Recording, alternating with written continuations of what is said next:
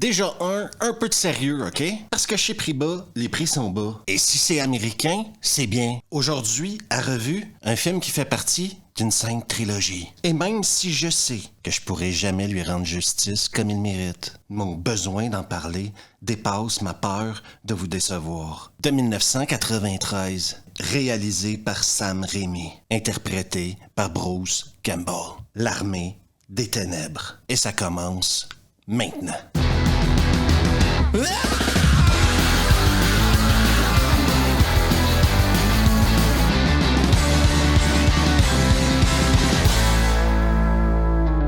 Je m'appelle Ash et je suis un esclave.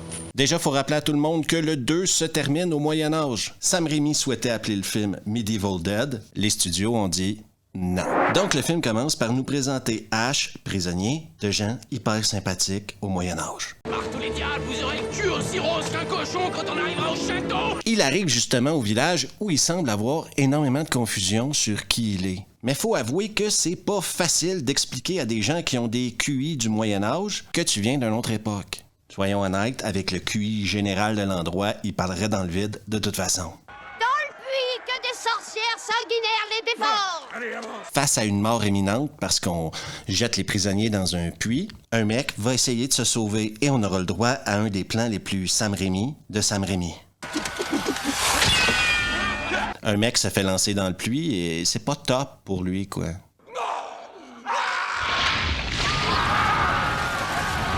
Alors que Ash, lui, quand il se fait lancer dans le puits, ce sera face à face à un démon qui se retrouve et il devra se battre contre lui.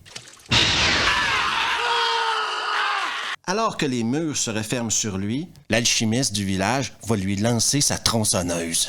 Et c'est là que tu vois toute la puissance de la tronçonneuse. Elle reconnaît son maître. Et soyons honnêtes, un coup que Ash a la tronçonneuse, tout ça devient beaucoup trop facile. Donc quand Ash sort du trou, il a la confiance d'une armée. Et il va commencer par libérer un des mecs qui était prisonnier avec lui, Barbarousse. C'est le chef d'un autre village plus loin, et c'est important pour plus tard. Rattache ton lacet.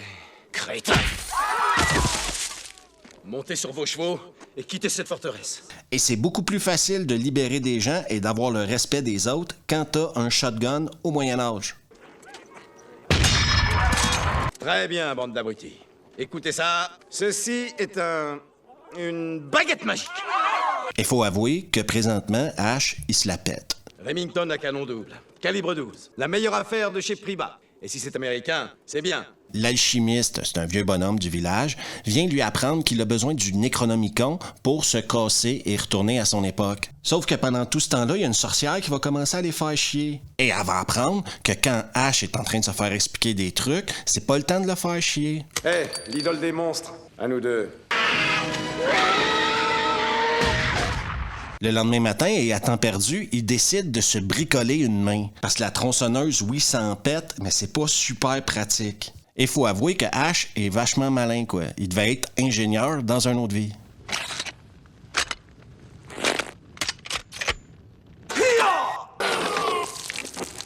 Peu importe tout ce qui se passe, même s'il est pas à son époque, même s'il a toujours pas retrouvé le Necronomicon, ça, c'est pas une excuse pour pas tirer son coup. Hein.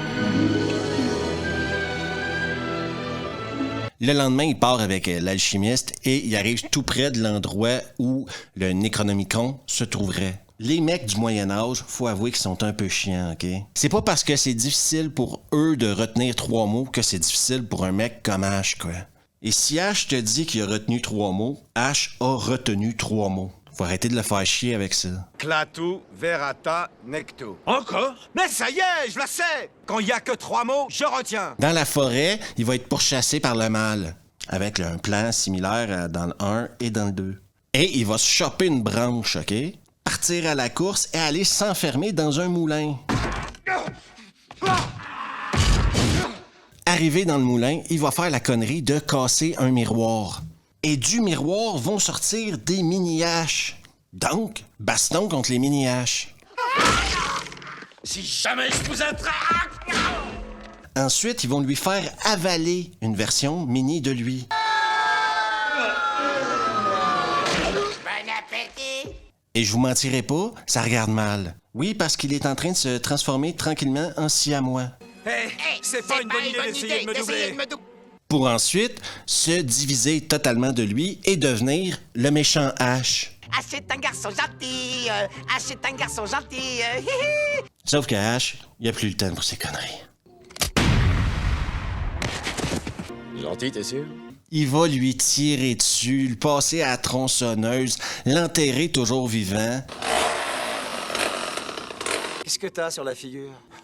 Moitié d'andouille, ça t'amuse? Non, mais c'est parce qu'il y a d'autres choses à faire. Il faut qu'il trouve le Necronomicon. Et justement, il arrive à l'hôtel où il y a 3 Necronomicons. Le premier, c'est pas le bon. Le deuxième non plus.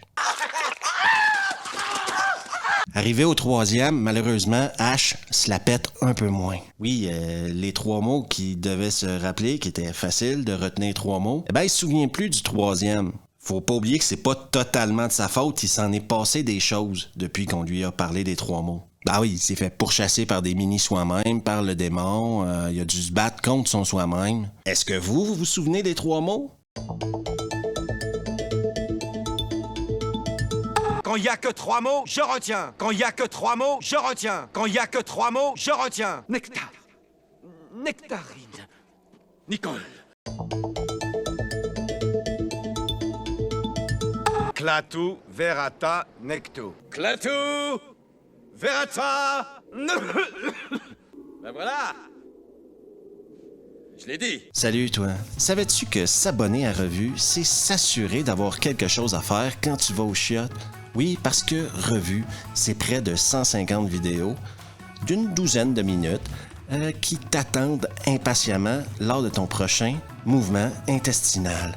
Alors n'hésite surtout pas à t'abonner juste ici, à laisser un pouce bleu, activer les notifs, partager la vidéo avec tes potes et on retourne à l'armée des ténèbres. Sur le chemin du retour, eh ben il y a des squelettes qui vont te faire chier. Et ça, ce n'est que le début des squelettes qui font chier. Bien sûr, rendu au village, l'alchimiste est là pour lui rappeler que 3 mots, c'était pas si compliqué que ça à retenir. C'est sûr que c'est pas compliqué quand t'as rien que ça à faire. Et si c'était si simple que ça, pourquoi il est pas venu avec lui? La formule, tu l'as dite. La formule exacte. Peut-être bien que je l'ai écourtée en la disant d'une syllabe ou deux, mais je l'ai dite, quoi. Donc, en se trompant dans l'incantation, il a réveillé les démons. Il a réveillé les ténèbres. En fin de compte, il a réveillé l'armée des ténèbres. L'alchimiste a raison, tu n'es qu'un sot.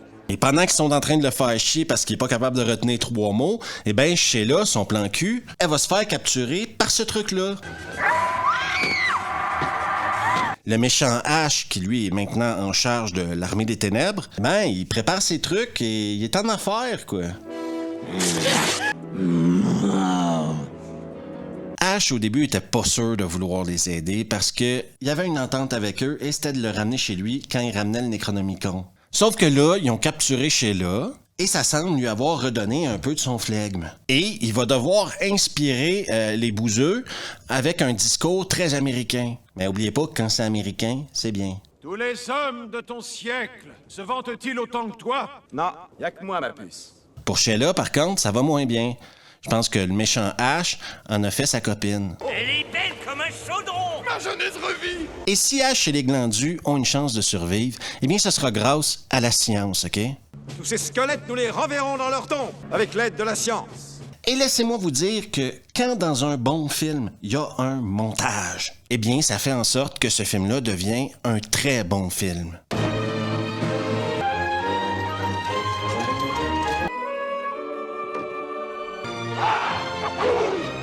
L'armée des ténèbres marche vers le château.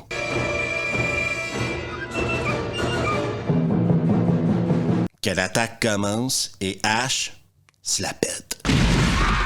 Ouais! Dans le baba! La bataille est hyper stylée. T'as du travail de miniature, du stop motion, des effets pratiques, trop cool. Moi, j'ai pas honte de vous dire que certains des effets sont mieux faits que le CGI d'aujourd'hui. Sac d'os, misérable résidu de cadavre! Tiens, ils nous empêcheront de passer.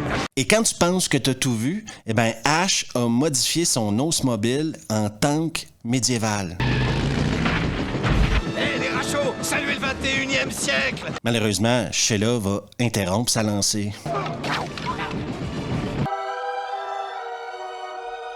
Heureusement pour les bouseux, le mec qui l'a sauvé au début, la barbe rousse, va venir les aider avec ses potes. Il arrive avec ses chevaliers!